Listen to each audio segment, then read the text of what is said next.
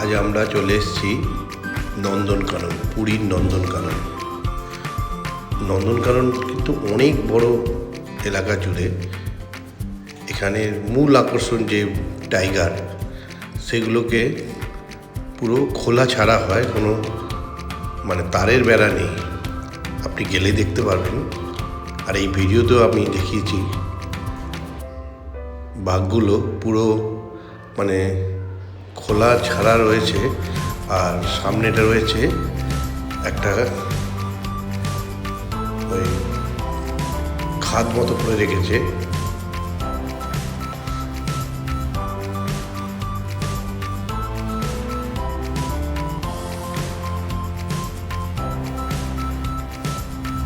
সেখান দিয়ে বাঘগুলোকে পুরো দেখা যাচ্ছে।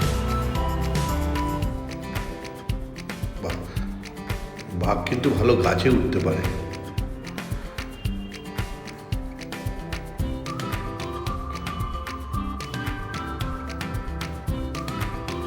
নন্দনকাননের মূল আকর্ষণ বাঘ, আর মানুষ দেখতেও যায় বাঘ। এই যে সাদা বাঘ, হোয়াইট টাইগার। আমাদের আলিপুর চিড়িয়াখানায় বাঘ সিংহগুলোকে একটা ছোট জায়গার মধ্যে আটকে রাখে, দেখতে ভালো লাগে না। এখানে কিন্তু অনেকটা জায়গা নিয়ে, যদিও এরা বন্দি, কিন্তু তবুও বেশ এরা হেঁটে চলে বেড়াতে পারে।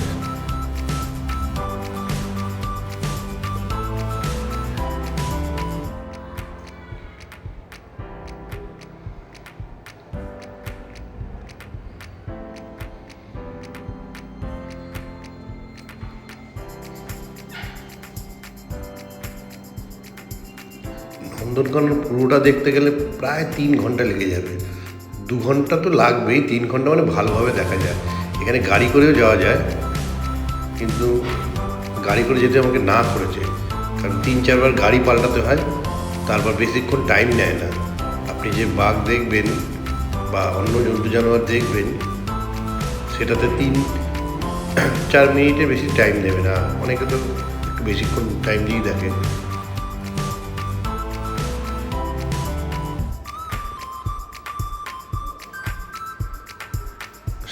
সিংহর ব্যাপারটাই আলাদা। ওর একটুখানি দিমাগই আলাদা, চুপচাপ বসে আছে।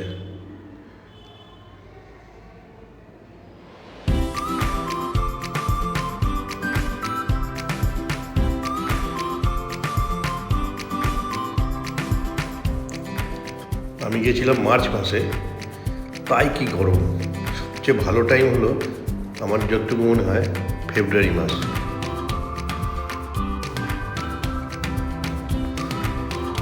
না গরম না ঠান্ডা।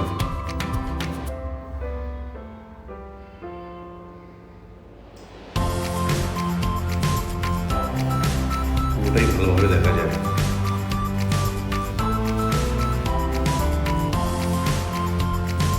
আমি নন্দনকানন মূল যেটা দেখতে গেছিলাম, বাঘ, সেটা দেখতে পেয়েছি।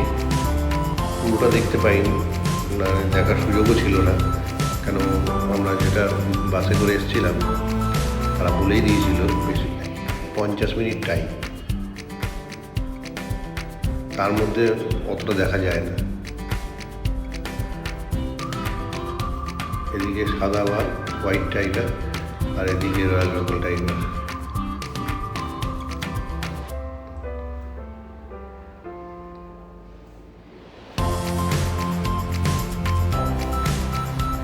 এত কাছ থেকে বাঘটা দেখতে পাবো ভাবিনি।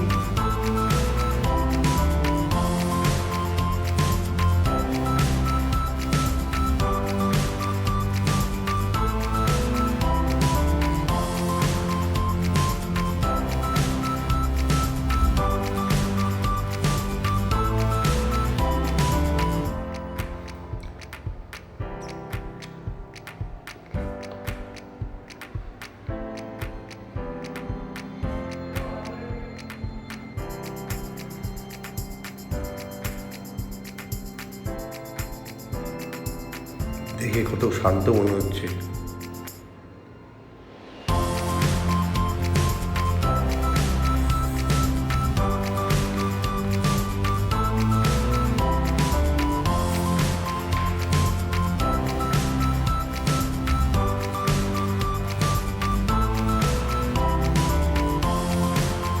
এরপরে এখানে একটা গেলাম, অ্যানিমেল দেখতে পেলাম না, কাঁচ দিয়ে ঘেরা, জায়গাটা খুবই সুন্দর,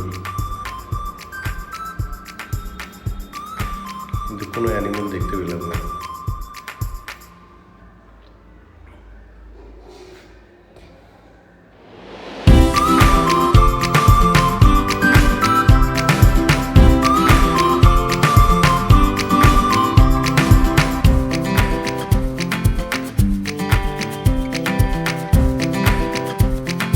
এই যে হাতির জায়গাটা তো আরো দূরে একটা পাহাড়টাও মনে হচ্ছে, এটা নিয়েই